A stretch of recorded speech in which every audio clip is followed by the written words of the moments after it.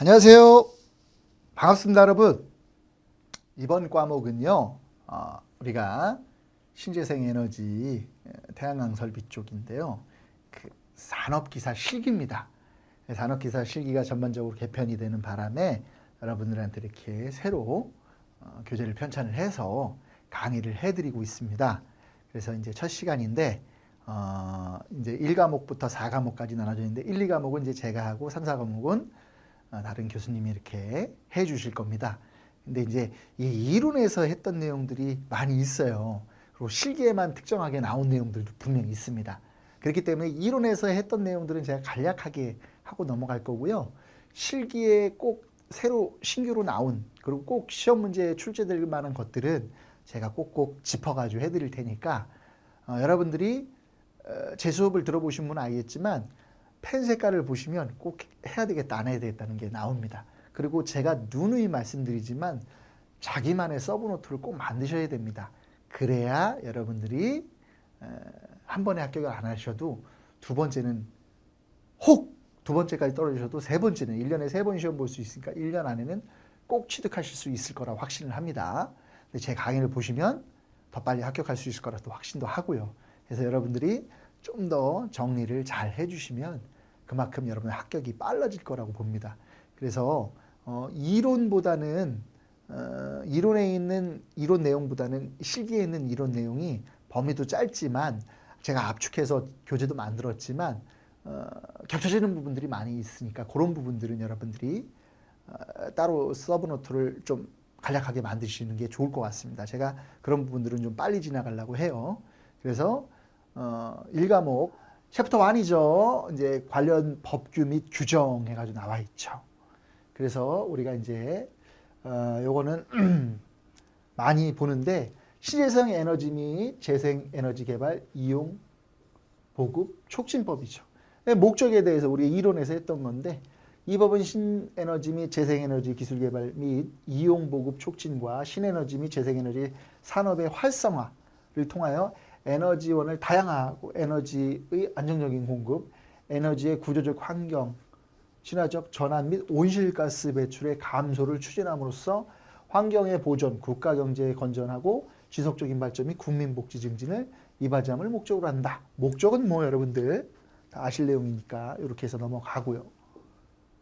용어의 정의는 꼭 나올 것들이 있죠. 신에너지와 재생에너지가 꼭 나오는데 자, 신에너지란 기존의 화학연료를 변환시켜 수소, 산소 등 화학 반응을 통하여 전기 또는 열을 이용하는 에너지로서 다음 에너지, 수소 에너지, 연료 에너지, 석탄을 액화가스한 에너지 및 중질잔 사유 가스한 에너지로서 대통령이 정하는 기준 및 범위에 해당하는 에너지, 그 밖에 석유, 석탄, 원자력 또는 천연가스가 아닌 에너지로서 대통령령으로 정하는 에너지, 이런 에너지, 그러니까 수소, 연료 에너지가 대표적으로 우리가 신에너지의 대표적인 것들을 볼 수 있겠죠. 여기에 이제 우리가 재생에너지란 뭐예요? 햇빛, 물, 지열, 강수, 생물, 유기체 등을 포함하는 재생 가능한 에너지를 변환시켜 이용하는 에너지로서 다음 에너지. 어떤 거? 태양광, 태양에너지. 태양에너지에는 태양광이 있고 태양열이 있죠. 태양에너지, 풍력, 수력, 해양, 지열, 생물자원을 변환시켜 이용하는 바이오 에너지로서 대통령이 정하는 기준 및 범위에 해당하는 에너지. 폐기물 에너지로서 비재생 폐기물로부터 생산된 것은 제외하고요. 대통령령이 정하는 기준 및 범위에 해당하는 에너지. 그죠? 그 다음에 그 밖에 석유, 석탄, 원자력 또는 천연가스가 아닌 에너지로서 대통령이 정하는 에너지. 그래서 태양, 풍력, 수력, 해양, 지열 이런 에너지를 우리가 재생 에너지라고 얘기한다. 다시 쓸 수 있다. 이런 거죠. 그래서 핵심 플러스 중요한 부분이 나옵니다. 아주 중요합니다.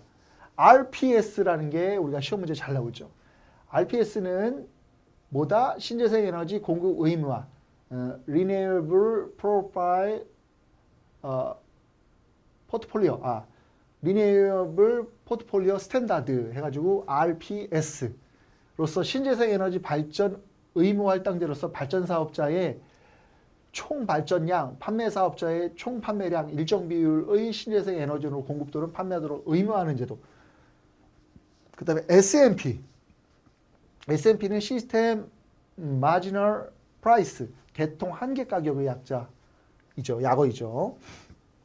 거래 시간별로 적용되는 전력량에 대한 전력시장의 가격으로 육지와 제주 지역으로 구분되며 참여하는 발전기들의 변동 비용, 즉 연료 비용을 감안하여 책정되는 전기 도매 가격을 말한다.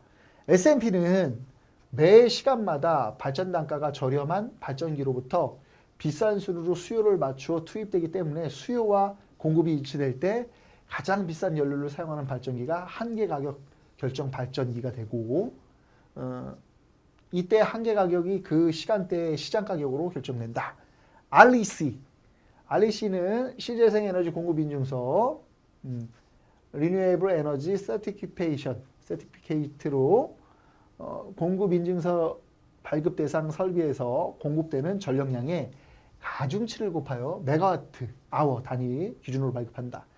발전 사업자가 신재생 에너지 설비를 이용하여 전기를 생산, 공급하였음을 증명하는 인증서로서 공급 의무자는 공급 의무량에 대해 신재생 에너지 공급 인증서를 구매하여 충당할 수 있다. 그래서 이런 공급 인증서 발급 및 거래 절차를 한번 보면 발전량을 게시를 하죠. 공단에서 공급 인증서 발급 신청을 해서 발전량 확인을 하죠. 사업자가.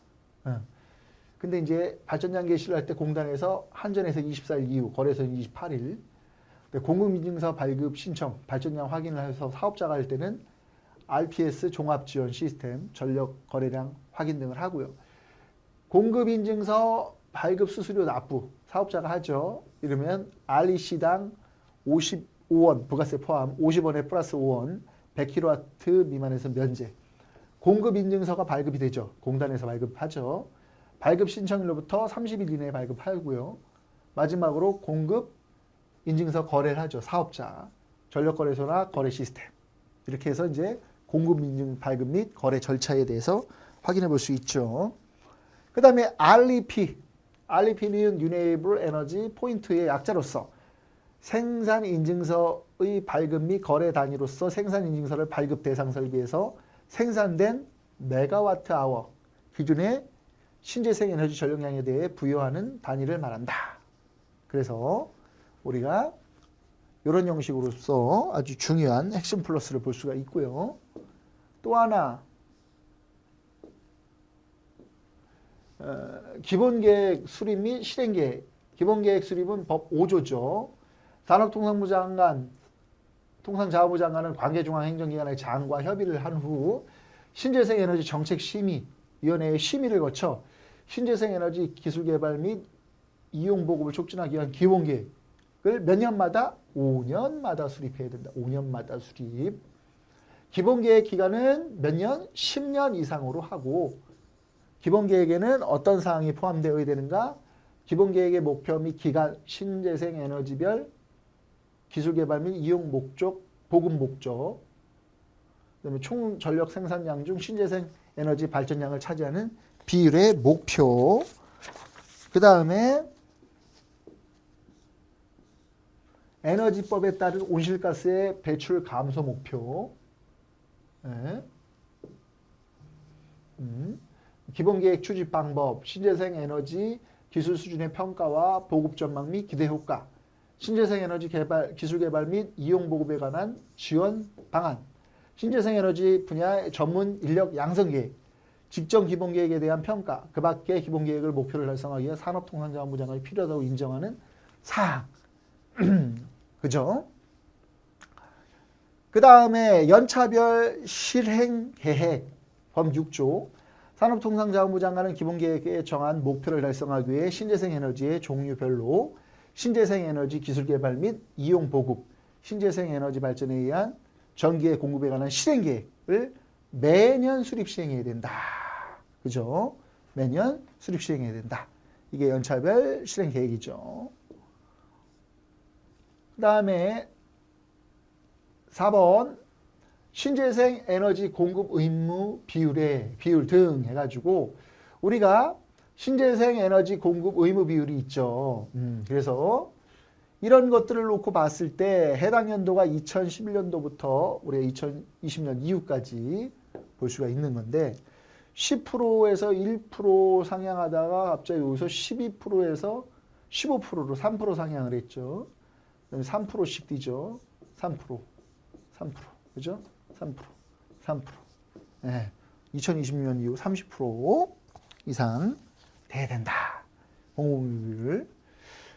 신재생에너지 공급 의무자 해가지고 신재생에너지 공급 의무화 등에서 대통령령으로 정하는 자란 발전사업자 허가를 받은 것으로 보는 자에 해당하는 자로서 50만 킬로와트 이상의 발전설비. 네, 한국수자원공사법에 따른 한국수자원공사. 네. 그 다음에 집단에너지 사업법에 따른 한국지역난방공사. 요것이 보다 신재생에너지 공급 의무자다. 그래서 중요합니다. 그 다음에 공급인증기관의 지정 등 해서 산업통상자원부 장관은 공급인증서 관련 업무를 전문적이고 효율적으로 실시하고 공급인증서의 공정한 거래를 위하여 다음에 어느 하나에 해당하는 자를 공급인증기관으로 지정할 수가 있다.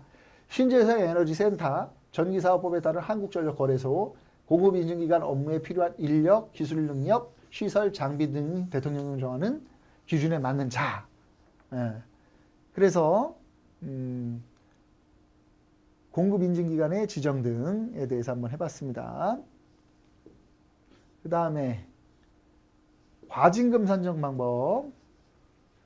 신재생에너지 공급 불이행에 대한 과징금에 따른 과징금은 신재생에너지 공급 의무화 등 전단 및 후단에 따른 신재생에너지 종류별 공급인증서의 해당 연도 평균 거래 가격을 기준으로 구분하여 산정한다. 동그라미 1에 따른 공급인증서 평균 가격 거래 가격은 공급인증서 거래량과 거래 가격의 과중 평균으로 산정한다. 동그라미 2에 따라 산정한 가격이 공급인증서의 거래량 부족 및 그 밖의 사정으로 인하여 해당 연도 공급인증서를 평균 거래 가격으로 보는 것이 어렵다고 인정될 경우에는 다음 사항을 고려하여 산정한 금액을 공급인증서의 평균 거래 가격으로 본다. 어떤 거? 해당 연도 공급인증서 평균 거래 가격. 직전 3개 연도 공급인증서 평균 가격이요. 신재생에너지원의 종류별 발전 원가. 이렇게 해서 우리가 이런 세 가지로 평균 거래 가격으로 본다는 거죠. 그 다음에 8번째, 과징금 부과 및 납부. 산업통상자원부 장관은 신재생에너지 공급 불이행에 대한 과징금에 따라 과징금을 부과하기 위하여 과징금 부과 통지를 할 때에는 공급 불이행분과 과징금 금액을 분명하게 적은 문서로 하여야 된다. 그래서 동그라미 1에 따라 통지를 받은 자는 통지를 받은 날로부터 며칠 이내에 30일 이내에 과징금을 산업통상부 자원장관이 정하는 수납기간에 내야 된다. 며칠? 30일 이내. 다만 천재지변 그 밖에 부득이한 사유로 그 기간에 과징금을 낼 수 없을 경우에는 어떻게 되더라? 그 사유가 해소된 날로부터 며칠 이내에 7일 이내에 내야 된다. 그 다음에 과징금은 분할하여 낼 수가 있다 없다? 없다. 이런 내용들을 알아두시면 좋을 것 같습니다. 신재생에너지 공급인증서 발급 신청 등 해가지고 신재생에너지 공급인증서 등에 따라 공급인증서를 발급받으려는 자는 공급인증기관의 업무 등에 따른 공급인증서 발급 및 거래시장 운영에 관한 규칙에 정하는 바에 따라 신재생에너지를 공급한 날로부터 며칠 이내? 90일 이내에 발급 신청하여야 된다. 동그라미 1에 따라 발급 신청을 받은 공급인증기관은 발급 신청을 한 날로부터 30일 이내에 공급인증서를 발급해야 된다라고 되어 있습니다. 30일 이내에.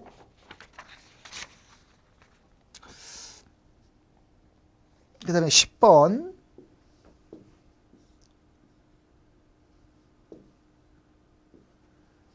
신재생 에너지 가중치, 신재생 에너지 고급 인증서 등 후단에 따른 신재생 에너지 가중치에 해당 신재생 에너지에 대한 다음 사항을 고려하여 산업통상자원부장관에 고시하는 바에 따른다. 어떤 것들이죠?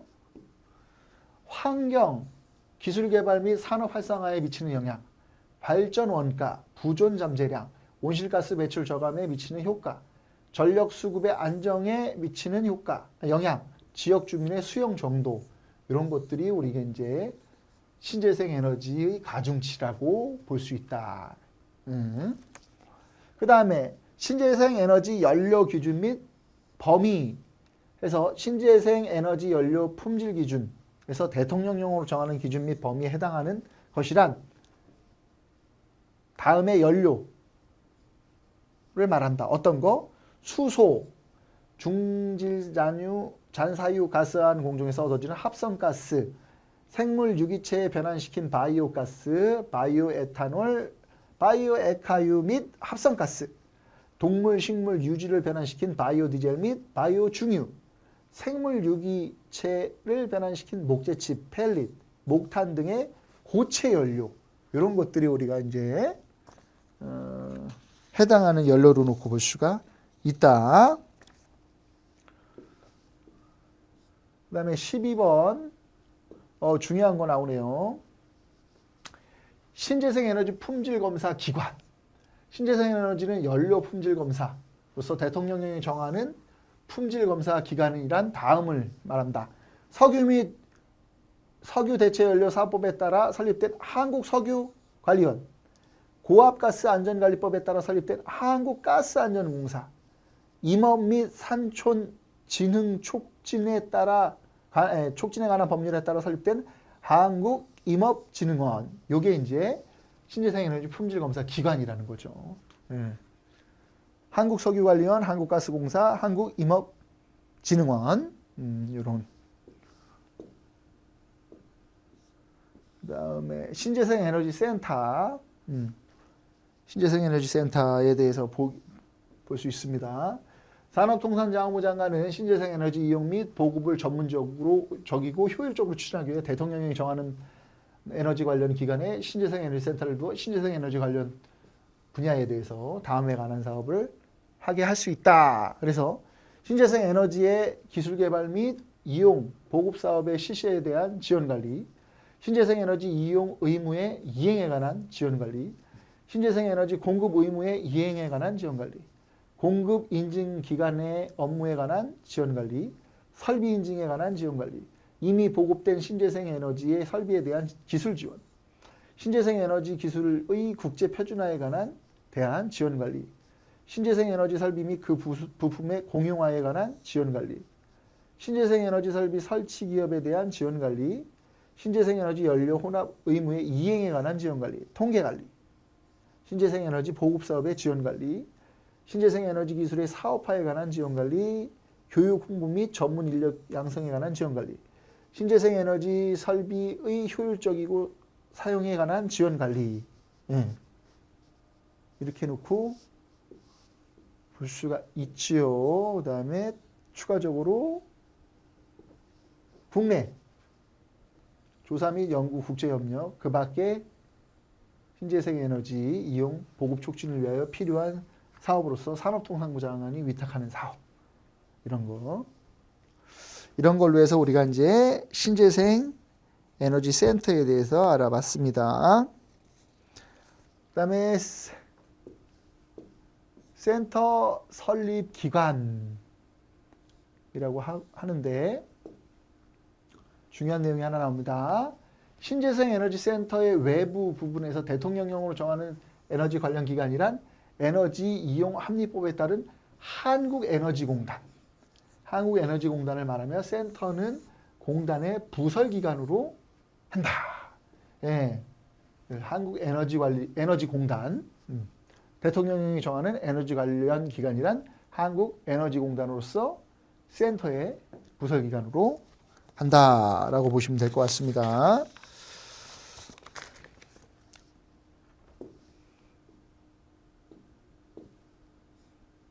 그 다음에 저탄소 녹색 성장 기본법 해가지고 우리가 볼 수가 있지요. 그래서 목적 및 용어의 정의를 놓고 볼 수가 있겠죠. 중요한 내용이죠. 이 법은 경제환경 조화로운 발전을 위하여 저탄소 녹색 성장에 필요한 기반 조성을 하고 녹색 기술과 녹색 산업의 새로운 성장 동력을 활용함으로써 국민경제 발전을 도모하고 저탄소 사회 구현을 통하여 국민의 삶의 질을 높이고 국제사회의 책임을 다하는 성숙한 선진 인류 국가로 도약하는 데 이바지함을 목적으로 한다라고 되어 있습니다. 그래서 용어의 정의 한번 볼까요? 저탄소란 화학연료에 대한 의존도를 낮추고 청정에너지를 사용 및 보급을 확대하는 녹색 기술, 그 다음에 연구개발, 탄소 흡수원 확충 등을 통하여 온실가스 적정 수준을 이하로 줄이는 것을 저탄소라고 한다. 녹색 성장이란 에너지와 자원을 절약하고 효율적으로 사용하여 기후변화와 환경훼손을 줄이고 청정에너지와 녹색 기술 연구개발을 통하여 새로운 성장 동력을 확보하며 새로운 일자리를 창출해 나가는 등 경제와 환경의 조화를 이루는 성장을 얘기한다. 녹색 기술이란 온실가스 감축 기술, 에너지 이용 효율화 기술, 청정 생산 기술, 청정 에너지 기술, 자원순환 및 친환경 기술 등 사회경제활동의 전 과정에 걸쳐 에너지와 자원을 절약하고 효율적으로 사용하여 온실가스 및 오염물질 배출을 최소화하는 기술을 우리가 녹색 기술이라 한다. 그 다음에 온실가스란 요게 이제 시험 문제 잘 나오죠. 온실가스. 온실가스란 이산화탄소, 메탄, 아산화질소, 수소불화탄소, 과불화탄소, 육불화학 및 그 밖에 대통령을 정하는 것으로 적외선 복사열을 흡수하거나 재방출하여 온실효과를 유발하는 대기 중 가스 상태의 물질을 온실가스라고 한다. 뭐 지구온난화, 기후변화 뭐 이런 것들이 있겠지만 이런 부분들을 여러분들이 좀 알아주셨으면 좋겠습니다. 그 다음에 에너지 자립도란. 국내 총소비 에너지량에 대하여 신재생 에너지 등 국내 생산 에너지량 및 우리나라가 국외에서 개발한 에너지량을 합한 양을 차지하는 비율을 에너지 자립도라고 얘기를 한다. 기후변화 대응 기본계획은 정부는 기후변화 대응의 기본 원칙에 따라 20년의 기본계획, 20년의 계획기간으로 하는 기후변화 대응 기본계획을 5년마다 수립, 시행해야 된다라고 되어 있습니다. 거기에 에너지 기본계획의 수립은 정부는 에너지 정책의 기본 원칙에 따라 20년을 계획기간으로 하는 에너지 기본 정책을 5년마다 수립, 시행해야 된다. 시행해야 된다. 그 다음에 기후변화 대응 및 에너지 목표 관리 해가지고 정부는 범지구적인 온실가스 감축에 적극 대응하는 저탄소 녹색 성장을 효율적 체계적으로 추진하기 위하여 다음의 사항에 대한 중장기 및 단계별 목표를 설정하고 그 달성을 위하여 필요한 조치를 강구해야 된다. 온실가스 감축 목표, 에너지 절약 목표 및 에너지 이용 효율의 목표, 에너지 자립 목표, 신재생 에너지 보급 목표 이 네 가지를 통해서 우리가 에너지 목표 관리를 해야 된다. 그렇게 보시면 될 것 같습니다. 그 다음에 3번 온실가스 감축 국가 목표 설정 및 관리. 그래서 온실가스 감축 목표는 2030년 국가 온실가스 총배출량은 2017년 온실가스 총배출량의 1000분의 244만큼 감축하는 것을 본다. 1000분의 244 만큼 감축하는 거 본다. 그 다음에 위원회가 동그라미 1에 따른 온실가스 감축 목표의 세부 감축 목표 및 산업, 교통, 수송, 가정, 상업 등 부분별 목표를 설정하고 그 달성을 위하여 필요한 조치를 적극 마련해야 된다는 내용에 따른 부분별 목표를 설정 및 그 이행의 지원을 위하여 필요한 조치에 관한 사항을 심의하는 경우에는 위원회의 심의 전에 중장기전략위원회 규정에 따른 중장기전략위원회의 심의를 거쳐야 된다라고 했습니다. 그래서 중요한 게 온실가스 감축 목표는 2030년 국가 온실가스 총매출량 2017년에 온실가스 총매출량의 1000분의 244만큼 감축하는 것으로 본다. 이게 아주 중요한 내용입니다. 이렇게 해서 우리가